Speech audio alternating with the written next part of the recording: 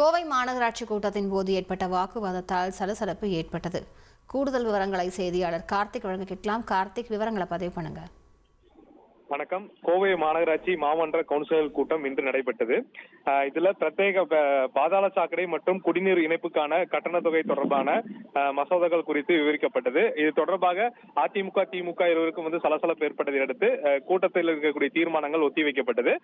இது மட்டும் இல்லாமல் மாநகராட்சி பகுதியில் இருக்கக்கூடிய உடற்பயிற்சி மையங்களில் கட்டணம் வசூலிக்கப்படும் என்ற ஒரு தீர்மானம் நிறைவேற்றப்பட்டதாக இருந்தது. அதற்கு எதிர்ப்பு தெரிவித்து அதிமுகவை சேர்ந்த கவுன்சிலர் பிரபாகரன் மேயர் இருக்கை அருகே போய் சண்டையில் ஈடுபட்டதால், வாக்குவாதத்தில் ஈடுபட்டதால் பெரும் சலசலப்பு ஏற்பட்டது.